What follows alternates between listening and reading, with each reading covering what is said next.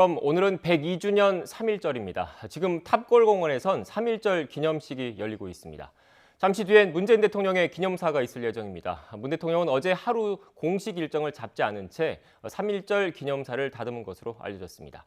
임기가 1년여 남은 시점에서 이번 기념사에 어떤 메시지가 담길지 주목되고 있습니다. 조진구 경남대학교 극동문제연구소 교수와 함께 관련된 이야기 나눠보겠습니다. 교수님, 안녕하세요. 예, 안녕하십니까. 일반적으로 3.1절 기념사, 8.15 광복절 기념사와 함께 대통령의 주요 메시지가 담긴 기념사로 좀 주목받고 있는 거지 않습니까? 네, 그렇습니다. 네. 대통령께서 국내외 정책에 관해서 국민들뿐만 아니라 국제사회에서 발신할 수 있는 기회가 몇 번 있는데 매년 신년에 초회하는 기자회견과 더불어서 바로 이어지는 3.1절 기념사가 중요한 내용입니다. 그렇기 때문에 아마 대일 정책의 그때까지의 한일 관계를 좀 총괄한다고 할까요? 그러면서 올해 한 해의 대일 정책을 이런 방향으로 좀 이끌어가고 싶다 하는 기본적인 방침을 천명하시는 기회가 3.1절 기념사이기 때문에 그만큼 중요성이 있다고 할까요? 그렇게 주목을 받았던 이유가 거기에 있다고 생각합니다. 네. 내년에 대선이 치러지는 만큼 문재인 대통령 입장에서는 사실상 올해가 뭔가 정책을 추진할 수 있는 마지막 해이지 않습니까? 그래서 네. 어떤 메시지가 담길지가 주목이 되고 있는데 그 관련해서 예상을 해보기 전에 역대 문재인 대통령의 기념사를 좀 정리한 게 있는데요. 녹취를 먼저 듣고 오겠습니다.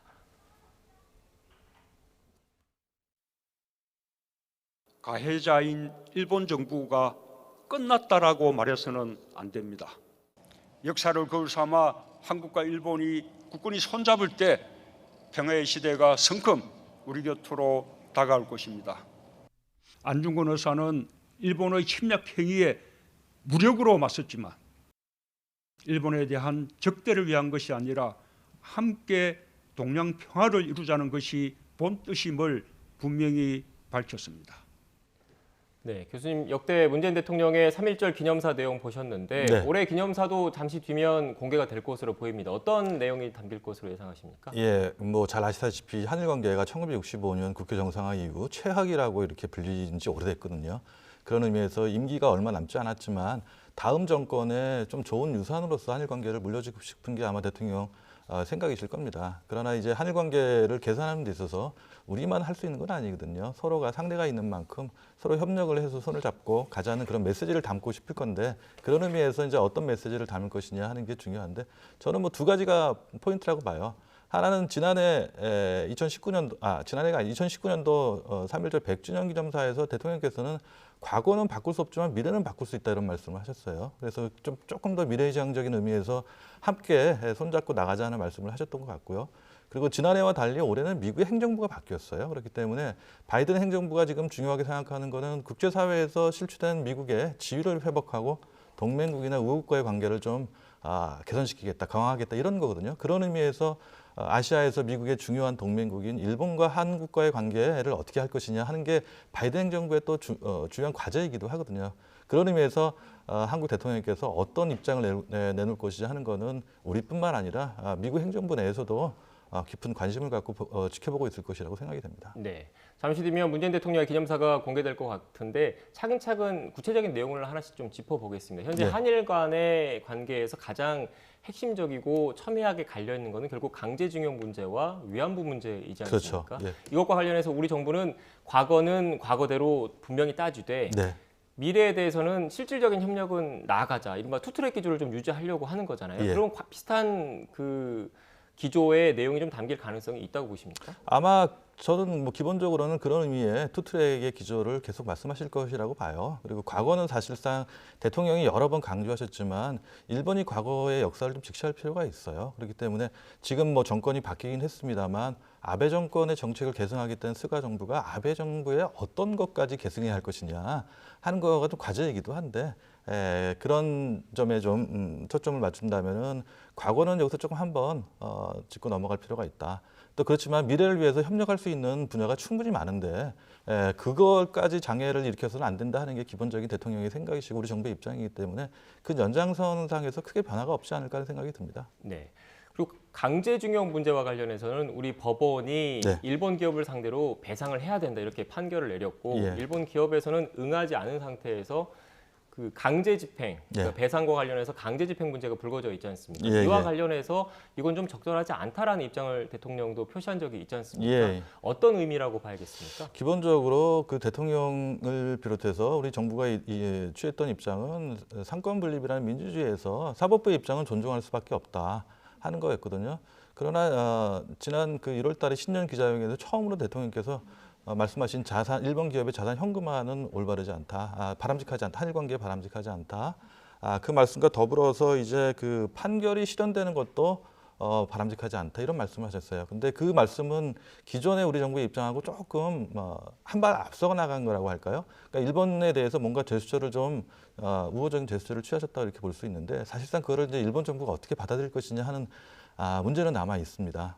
네, 일본 정부가 어떻게 받아들일 것인지 문제로 남아있다고 말씀하셨는데 교수님 말씀을 좀 정리를 해보면 그 최근 들어서 문재인 정부, 현 정부가 일본 정부를 상대로 어떻게 보면 조금 더 유화적인 제스처를 취하고 있는 것은 사실인 것 같지 않습니까? 예. 그리고 일본 대사로 지일파인 강창일 전 의원도 임명을 했고요. 그런데 강창일 대사에 대한 일본 정부가 대하는 태도, 기타 뭐 다른 이슈와 관련해서 썩 그 우리 정부의 유화 제스처를 받아들일 입장은 아닌 것 같다라는 인식이 그런 것 들더라고요. 같습니다. 저희 입장에서 본다면은 뭐 강창일 대사께서는 일본에서 공부도 하셨고 일본어도 유창하게 하시고 또 의원실에는 한일연맹의 의원연맹의 회장도 하셨기 때문에 그 누구보다 일본을 잘 아는 그런 분이기 때문에 그런 분을 일본에 대사로 보냈다는 거는 일본과의 관계가 좀 소통이 잘 안 되고 있기 때문에 여러 가지 의미에서 뭐 커넥션도 있고 언어적인 측면, 문화, 역사 이런 데 정통한 강 대사를 보내면서 관계 개선의 돌파구를 좀 마련하자 그런 의미가 있다고 봐요.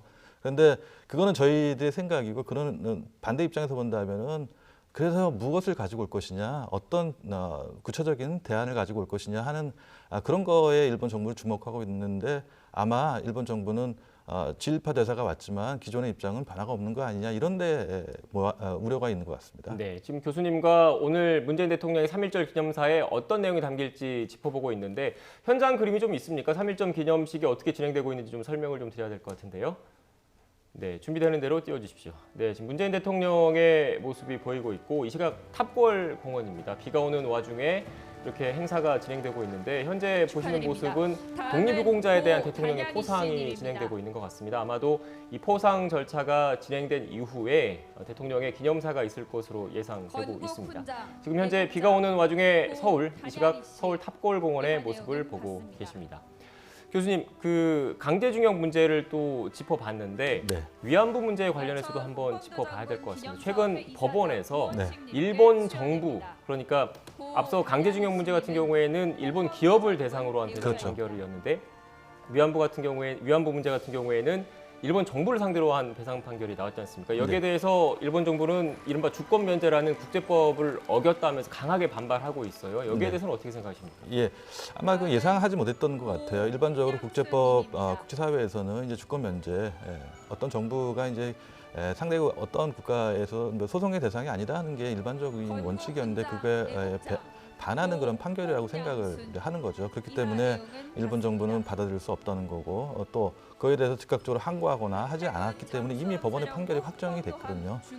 그런 의미에서 조금 부담스러운 게 우리 정부로서는 있고 당연히 그래서 대통령께서도 기자회견 때 좀 당혹스럽다 이런 말씀하신 뭐 배경이랄까요? 그런 데 있는 것 같긴 한데 사실상 그렇다고 해서 일본 정부의 어떤 자산을 현금화한다거나 할 수 있는 건 없습니다. 그렇기 때문에 역시 양국 정부가 조금 말 그대로 흉금을 터놓고 조금 지혜를 내서 어떻게 해결할 것인가 방안을 모색하는 게 가장 현명하다고 생각합니다. 네, 교수님 말씀 좀 정리를 해보면 현재 한일 간의 그 가장 큰 쟁점이 강제징용 문제와 위안부 문제인데 이런 역사적인 문제와 관련해서 어떻게 보면 그 계속 경색된 상황을 유지를 하고 있는 거지 않습니까? 네. 그렇다면 우선 강제징용 문제의 현실적인 해법은 뭐가 있겠습니까?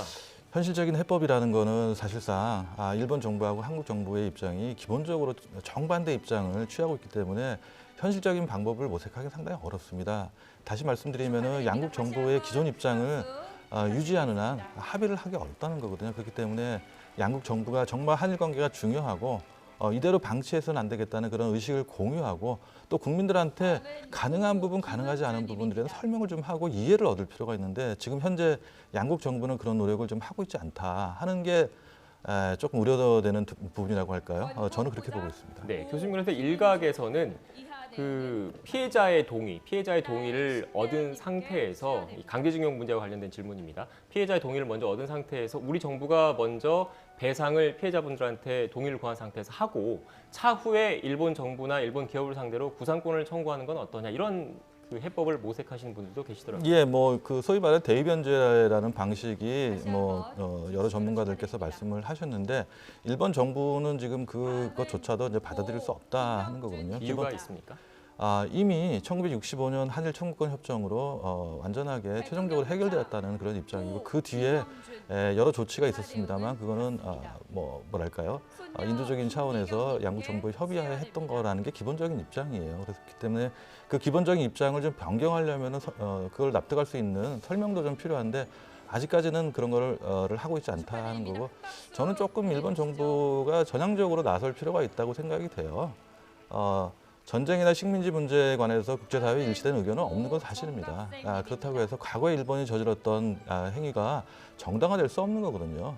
그런 의미에서 본다면 일본 사회가 일각에서 있는 것처럼 조금 일본 정부가 적극적으로 나서서 한다고 해서 국제사회에서 일본이 나쁜 평가를 받을 이유가 없어요. 오히려 세계 3위의 경제되고 혹은 정치적인 그런 발언권을 더 높일 수 있는 그런 계기가 될 수 있는데 전 그런 의미에서 보면 좀 안타깝게 생각을 합니다. 네.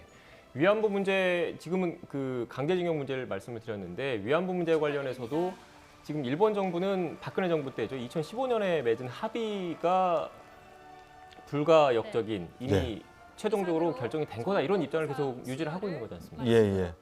뭐 2015년 12월 달에 위안부 합의라는 것도 사실 문서가 있는 건 아닙니다. 외교장관 간의 회담 끝에 기자회견을 통해서 양국 정부가 무엇을 할 것이냐 하는 거를. 네, 교수님 죄송합니다. 잠시만요. 네. 지금 이 시각 서울 탑골 공원입니다. 문재인 대통령이 3.1절 기념사를 이제 곧 할 것 같은데 현장 오디오 들어보겠습니다. 존경하는 국민 여러분, 해외 동포 여러분, 3.1 독립운동이 시작된 역사의 현장에서 사상 처음으로 3.1 독립운동 기념식이 열리게 되어 참으로 뜻깊고 감회가 큽니다. 102년 전 오늘 이곳 탑골 공원에서 민족의 회복과 도약이 시작되었습니다. 천도교, 기독교, 불교가 종교의 벽을 넘어 한마음이 되었고 학생들이 민족대연합의 선두에 섰습니다. 1919년 3월 1일 오후 2시 한 청년이 팔각정에 올라 독립선언서를 낭독했습니다. 낭독이 끝나자 만세 소리가 하늘을 뒤엎었습니다. 세계 최대의 비폭력운동 3.1 독립운동이 시작되는 순간이었습니다. 탑골공원에서 시작된 자유와 독립의 외침은 평범한 백성들을 민주공화국의 국민으로 태어나게 했고 정의와 평화, 인도주의를 향한 외침은 식민지 백성을 하나로 묶는 통합의 함성이 되었습니다. 3.1 독립운동은 식민 지배의 수탈로부터 민족의 삶을 회복하기 위해 온 국민이 함께한 운동이었습니다. 3.1 독립운동으로 우리는 식민지 극복의 동력을 찾았고 민족의 도약을 시작할 수 있었습니다.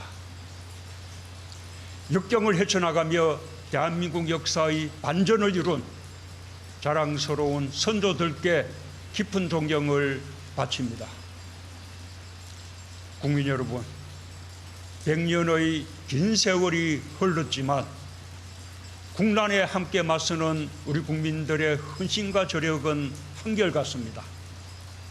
한 해를 넘긴 코로나의 위협에 우리는 굴복하지 않았습니다.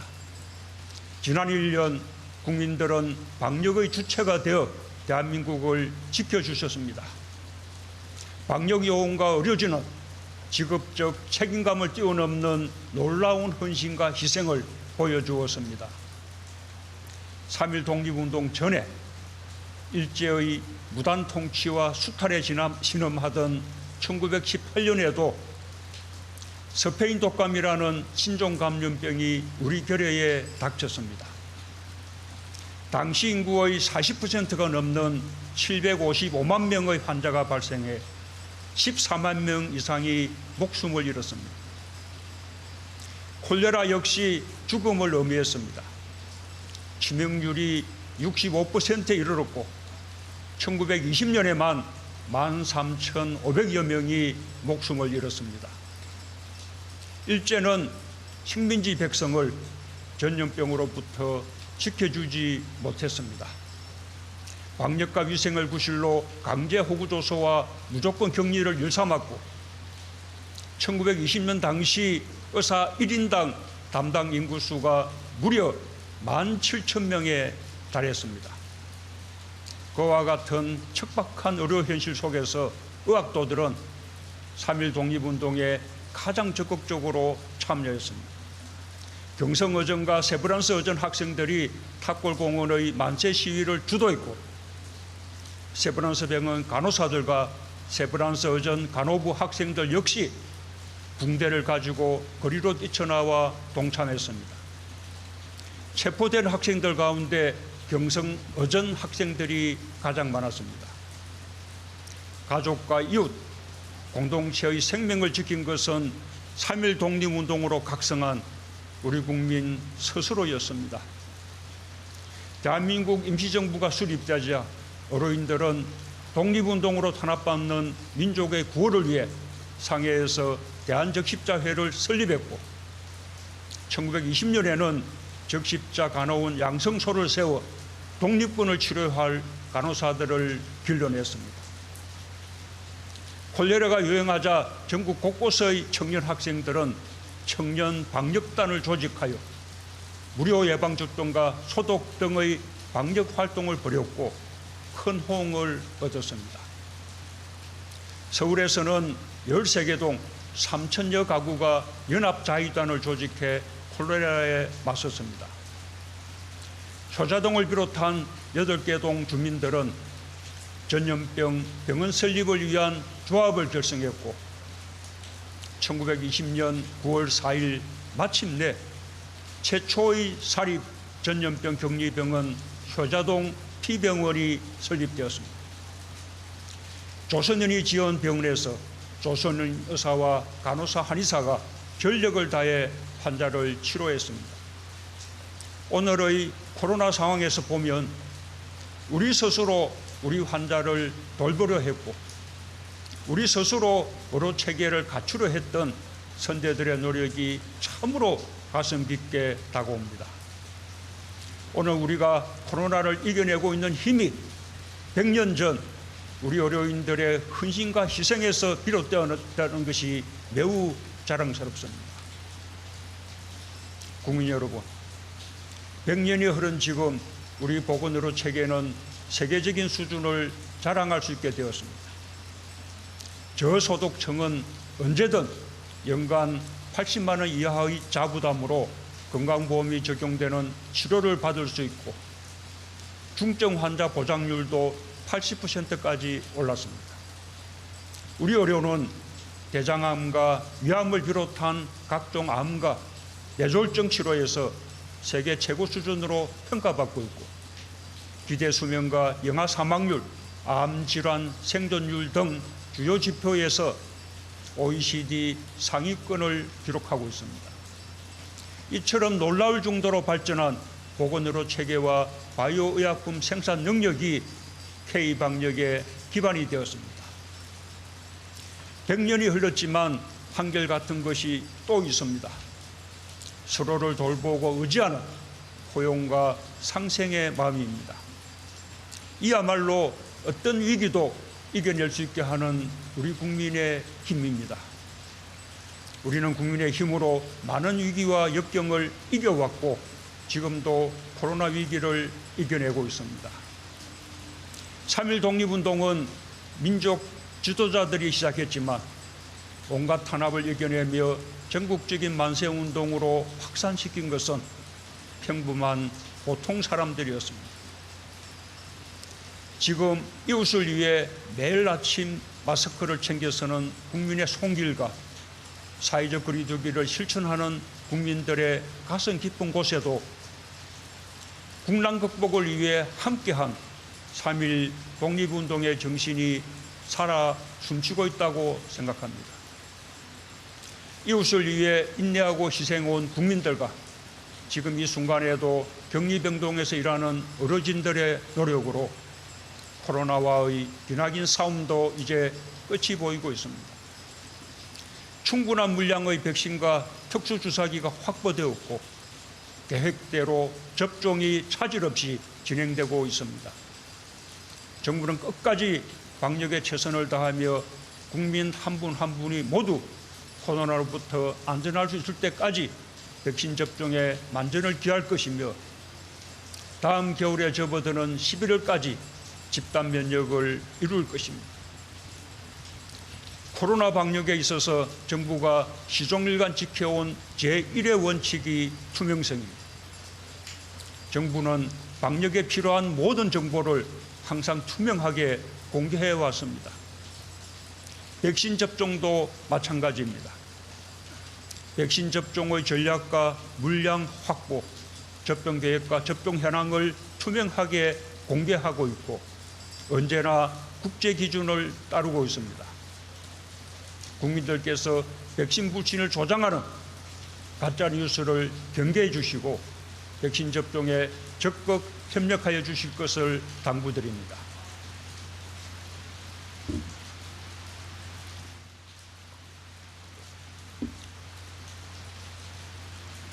존경하는 국민 여러분, 해외 동포 여러분, 1946년 해방 후 처음 열린 3.1절 기념식에서 임시정부 국무위원 조소왕 선생은 우리 동포를 자유민이 되게 하고 정치적 권리를 갖게 하고 의식주 걱정 없는 진정한 광복을 이루겠다고 선언했습니다.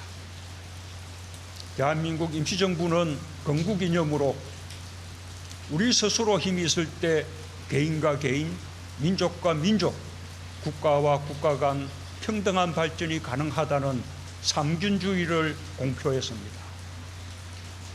소박하지만 원대한 꿈이었고 우리는 이 꿈 위에서 놀라운 성취를 이뤘습니다. 세계 최빈국에서 세계 10위권의 경제로 성장했고 세계 7대 수출 강국이 되었으며 1인당 국민소득 3만 불 시대를 열었습니다. 반도체, 스마트폰, 디스플레이 등 우리의 첨단 IT 제품이 세계 시장 점유율 1위를 차지하는 시대가 되었습니다. 세계 최초의 5G 상용화에 이어 전기차와 수소차 등 친환경 미래차에서도 앞서가고 있습니다. 소재 부품 장비 산업에서 자립을 이루어가고 시스템 반도체와 바이오 산업의 성장 속도도 자랑할 만합니다. 우리 청년들의 고등교육 이수율도 OECD 국가 중 가장 높습니다. 끊임없이 배우고 지식을 쌓은 우리 국민의 저력이 경제 성장의 원동력이었습니다. 우리는 성숙한 민주주의의 힘으로 코로나 위기 속에서 방역과 경제의 모범을 만들어 왔고 K-방역의 성과와 경험을 세계와 공유하고 있습니다. 개도국가 혹은 취약국가에 대한 지원도 확대하고 있습니다. 100년 전 파리평화회의의 문턱에서 가로막혔던 우리가 이제는 G7 정상회의에 초청받을 만큼 당당한 나라가 되었습니다. 올해 G7 정상회의 참여로 우리가 이룬 정치, 경제, 사회, 문화의 모든 성취 위에서 선도국가 대한민국 호가 출발하는 확실한 이정표를 만들겠습니다. 우리는 국제사회와의 협력 속에서 성장해왔고 앞으로도 세계와 함께 회복하고 도약할 것입니다. 100년 전 우리 선조들은 이곳에서 인류 평등의 대의와 함께 독립선언의 목적이 일본을 미워하고 배척하려는 것이 아니라 나라 간의 관계를 바로잡아 동양평화와 세계평화를 이루고자 함에 있다는 것을 선포하고 비폭력 평화운동을 선언하였습니다. 우리는 100년 전의 선조들로부터 나라 간의 호혜평등과 평화를 지향하는 정신을 물려받았습니다. 100년이 흐른 지금 우리는 코로나에 맞서 연대와 협력, 다자주의와 포용의 정신이 얼마나 중요한 것인지 다시 한번 절감하고 있습니다. 우리는 힘이 지배하는 일방적인 세계 질서 속에서 식민주의와 전쟁으로 인류 모두가 불행해지는 시대를 넘어섰습니다. 우리는 글로벌 공급망을 유지하기 위해 국제적 연대와 협력이 얼마나 중요한지 깨달았으며 백신의 조기 개발을 위해 세계 각국이 협력해야 하고 세계적인 집단 면역을 위해 개도국가 백신을 공평하게 나누어야 한다는 것도 인식하게 되었습니다. 이제 세계는 공존과 새로운 번영을 위해 연대와 협력, 다자주의 정신을 되살려야 합니다.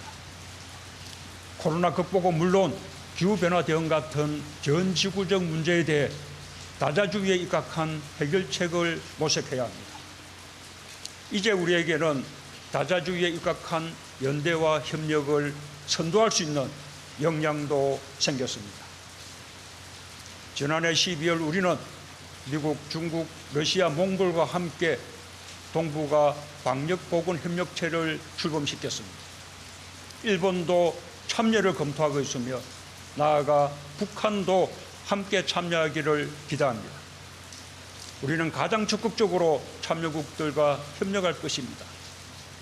코로나와 같은 신종 감염병과 가축 전염병의 초국경적인 확산은 한 나라의 차원을 넘어 다자주의적 협력에 의해서만 효과적으로 대응할 수 있습니다. 한반도 비핵화와 항구적 평화를 위해서도 변함없이 노력할 것입니다. 전쟁 불용, 상호 안전 보장, 공동 번영이란 3대 원칙에 입각해 남북 관계를 발전시켜 나갈 것입니다. 국민의 생명과 안전을 지키기 위한 동북아 방역보건협력체 참여를 시작으로 북한이 영내 국가들과 협력하고 교류하게 되길 희망합니다. 한반도와 동아시아의 상생과 평화의 물꼬를 트는 힘이 될 것입니다.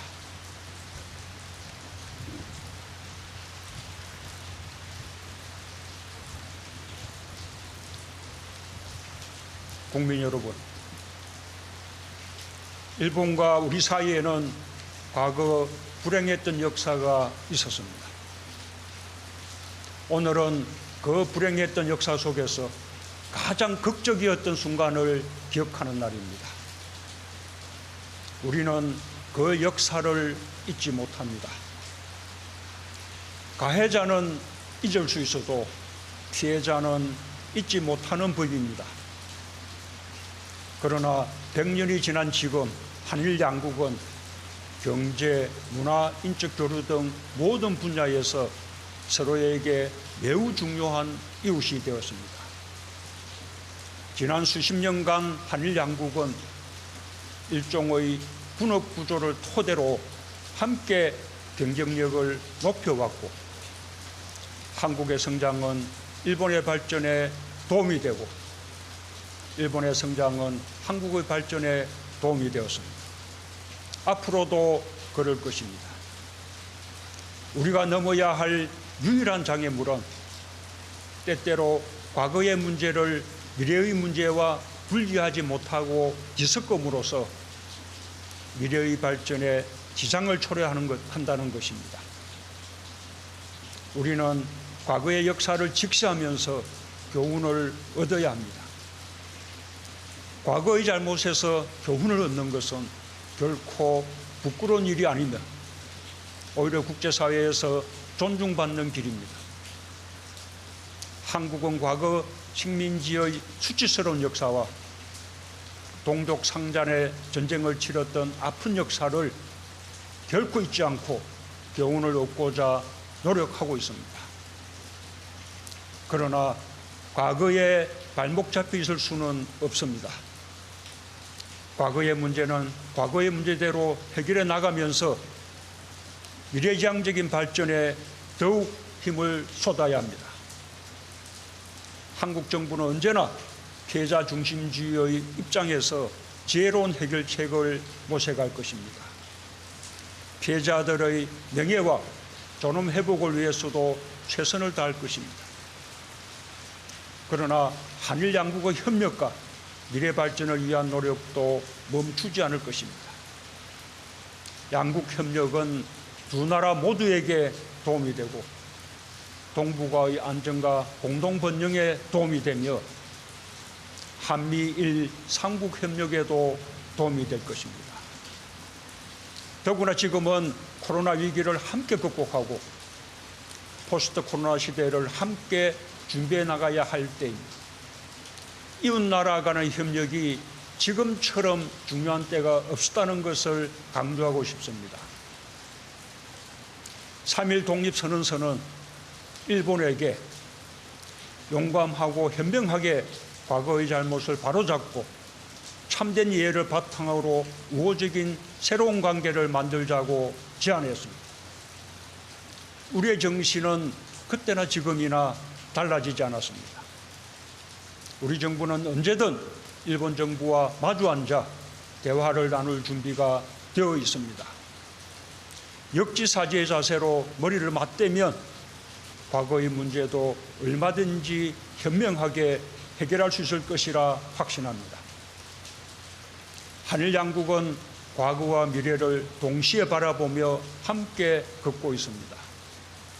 올해 열리게 될 도쿄올림픽은 한일 간, 남북 간, 북일 간, 그리고 북미 간의 대화의 기회가 될 수도 있습니다. 한국은 도쿄올림픽의 성공적 개최를 위해 협력할 것입니다. 나아가 한일 양국이 코로나로 타격받은 경제를 회복하고 더 굳건한 협력으로 포스트 코로나 시대의 새로운 질서를 함께 만들어갈 수 있길 바랍니다. 국민 여러분, 독립유공자와 유가족 여러분, 지금 우리 곁에 계신 생존 독립유공자는 24분에 불과합니다. 모두 90을 훌쩍 넘기셨습니다. 독립유공자들은 온몸으로 민족의 운명을 끌어안아 오신 분들이며 독립유공자들께 명예롭고 평안한 삶을 드리는 것은 국가의 무한한 책임입니다. 정부는 지난해 독립유공자를 위해 찾아가는 재가복지 서비스 특별 기동반을 운영했습니다. 독립유공자와 유족을 포함하여 모두 4만 4천여 가구에 코로나 긴급구호 물품을 전해드렸고 몸이 불편하신 분들을 병원에 모시고 다녔습니다. 해외 독립유공자와 후손들께도 마스크 등 방역 물품을 지원했습니다. 정부는 이달부터 독립유공자들의 자택으로 직접 찾아뵙는 한방 주치 제도를 시행할 예정입니다. 12월부터는 독립유공자를 비롯한 국가유공자들께 자율주행 스마트 휠체어를 지급하고 인공망막 스마트 보청기 개발도 본격적으로 착수할 예정입니다.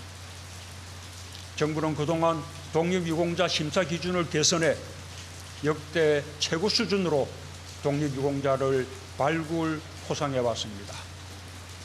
독립운동 사료 수집을 강화하고 공적 심사 기준을 더욱 개선해 포상 대상을 확대해 나가겠습니다.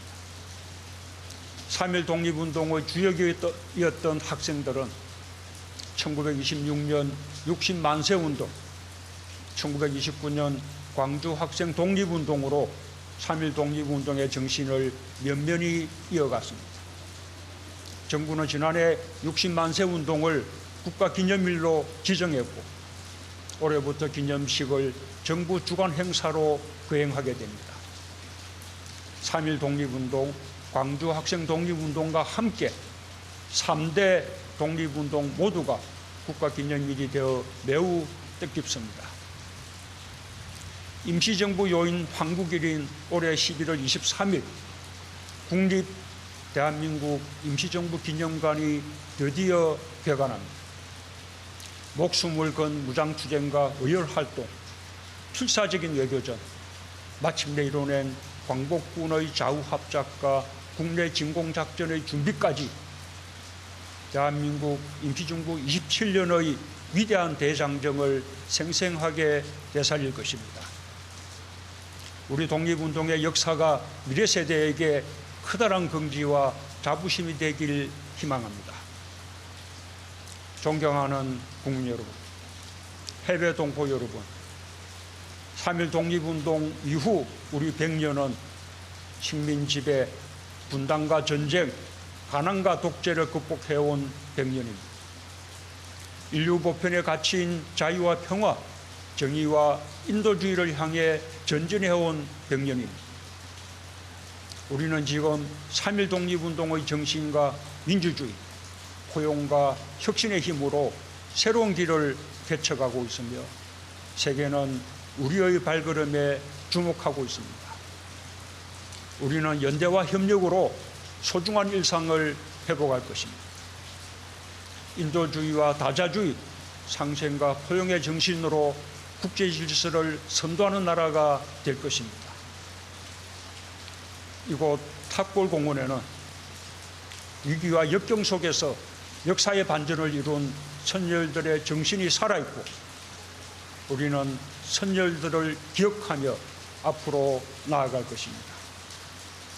함께 할 때 우리는 더욱 강합니다. 더 높이 도약하겠습니다. 감사합니다.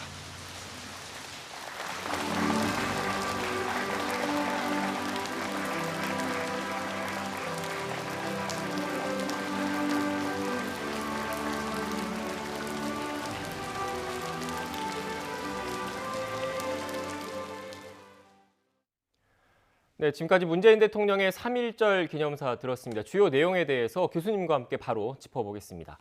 교수님, 일단 제가 내용을 좀 보니까 과거의 문제는 과거의 문제대로 해결해 나가고 미래지향적인 발전에 더욱 힘을 쏟자. 그리고 언제든 일본 정부와 마주 앉아서 대화를 나눌 준비가 돼 있다.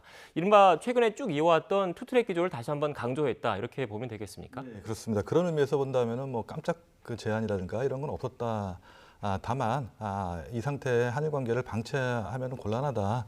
또 과거가 미래의 발목을 잡아서는 안 되겠다. 그리고 우리 정부는 늘 열린 마음으로 일본 정부와 대화할 생각이 있다는 것을 다시 한번 천명하셨다는 그런 의미는 있습니다만 그게 현실적으로 이제 어떻게 이어질 것이냐 하는 것이 이제 과제로 남아 있다고 이렇게 말씀드릴 수 있을 것 같습니다. 네, 교수님, 그리고 제가 봤을 때 또 눈에 띄었던 게 그 도쿄올림픽의 선거공적 개최를 협력하겠다라는 내용도 있었는데 예. 이와 관련해서 연장선상에서 이 도쿄올림픽을 계기로 한일 간, 남북 간, 북일 간 그리고 북미 간의 대화의 기회가 될 수도 있다. 어떻게 보면 북한에 던지는 메시지도 있었거든요. 네, 네.